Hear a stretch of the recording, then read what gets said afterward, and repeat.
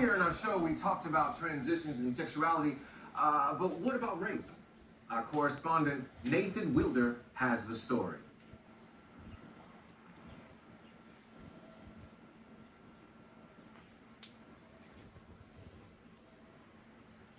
Harrison looks from the outside to be your average teenager. He goes to school, plays video games, even listens to music in his room. But there's one difference. I'm a 35-year-old white man. Harrison, born Antoine Smalls, has transracial identity, identifying as Harrison Booth, a 35-year-old white man from Colorado. And when did you know that you were a 35-year-old white man? Well, I've always felt different. I go to the store, the movies, and just be thinking to myself, like, why am I not getting the respect I deserve? And then it just hit me. I'm white and 35. I just miss Colorado sometimes. You know, here I pretend the buildings are the old San Juan mountain range, but, you know, the job's just here. And where do you work? I'm a systems engineer for Coca-Cola. Oh, okay. That boy don't work. He go to school and that's it. One day he said, call me Harrison. I said, who's that? He said, me. Do you believe that he is a white man? I mean, he isn't. And I'd love to wake up one day and say, hey, everybody, I'm Rihanna. But I ain't. It's been pretty hard. My family just doesn't get it.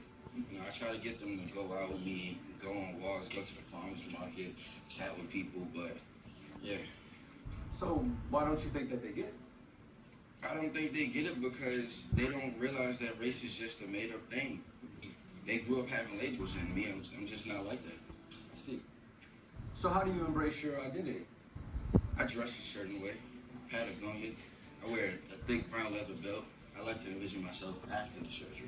Hey, excuse me, what RGA do you have on tap? Hey, did you see Game of Thrones last night? Yeah, So your surgery, that's later this year. right. I started working at Stonecrest Mall, so hopefully by then I have enough money to take the next step. So you work at Coca-Cola and the mall.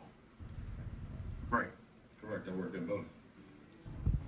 Harrison has been planning a full racial transition with a Dr. Samuel Vergara, who guarantees Harrison can visually transition through an experimental procedure that will allow Harrison to not only be a white man, but whatever race he chooses. The procedure's absolutely 100% possible. He's gonna look weird, though. But before Harrison can fully realize his physical identity, he still has the day-to-day that's filled with discrimination and ridicule.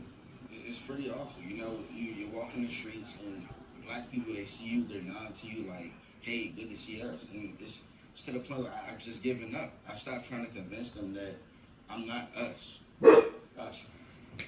Excuse me, this is definitely the guy.